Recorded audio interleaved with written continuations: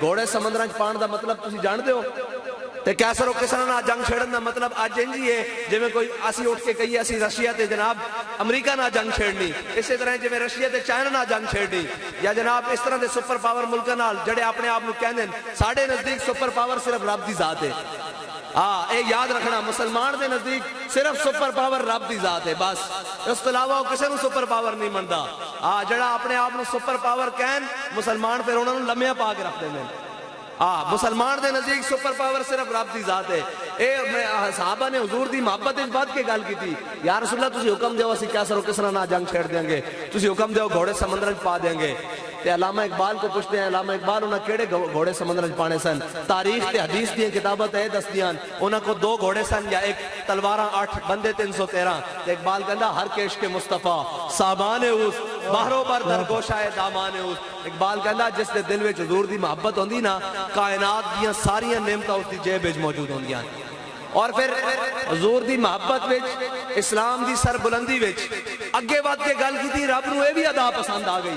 حضرت سعد بن ابی وقاص کی قیادت وچ صحابہ نے گھوڑے سمندراں چ پا دیتے۔ پھر علامہ اقبال بولیا کہندا دشت و دشت دریا بھی نہ چھوڑے ہم نے، بحر ظلمات میں دوڑا دیے گھوڑے ہم نے۔ اور اقبال کہندا کہ جدو انہوں نے حضرت سعد بن ابی وقاص کی قیادت جدو گھوڑے سمندراں چ پائے نا تو اس موقع تے پھر ایک گل یاد آندی، انہوں نے کیا کی؟ اقبال کہندا کہ ہمیشہ یاد رکھنا جذبے سواراں چوندے ہیں سواریاں چ نہیں ہوندے، جذبے اتنے قیادتاں چوندے ہیں، تھلے تے سارے جذبہ موجود ہے۔ جڑا بارڈر اتنے گن چاہ کے کھڑا ہوتے کھڑا ہی گولی کھان واسطے، جڑے اتنے بیٹھے نے بوز دلن، اے بوز دلن۔ اور میں نے ایک گل دسو یار، آپس سے بیٹھے ہیں، جٹ ہوئے جٹ صحیح، جٹ ہوئے ذمہ دار ہوئے، وہ تا اپنا بننا نہیں کپڑ دیندہ، بے شک کپڑ دیندہ نہیں، وہ مر جاندہ وہ بننا نہیں کپڑ دیندہ۔ تے جے اتنے کوئی جٹ بیٹھے ہوندہ وہ کشمیر دین دیندہ، انہیں مر جانا سی کشمیر نہیں سی دین دینا۔ 70 سال تسی قوم دے سنو بھائی، 70 سال تسی قوم دے بچے مروان دے رہے ہو، جناب فوجی مروان دے رہے ہو، ساڑھے جوان شہید کروان دے رہے ہو۔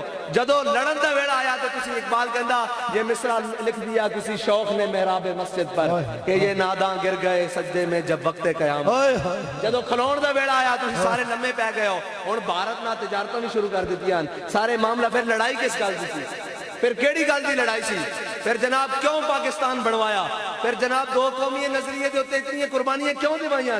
کیا سارا کچھ لا الہ الا اللہ دی بنیاد ہی ختم کی جاندے ہو؟ جے بھارت توڑا دوست ہے تو پھر جڑے 10 لاکھ مسلمان شہید ہو کے پاکستان بنایا وہ توڑے کون ہیں؟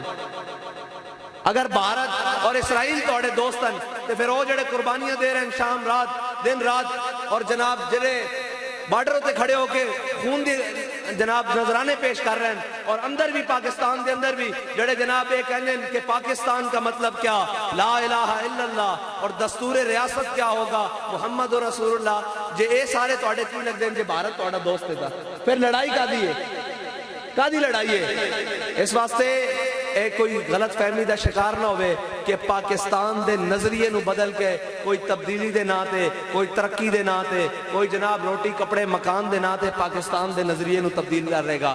جدو تک ایتھے میرے آقا و مولا صلی اللہ علیہ وسلم دے کلمہ پڑھن والے جیندے اس پاکستان دے نظریے نو تبدیل نہیں ہون دیاں گے۔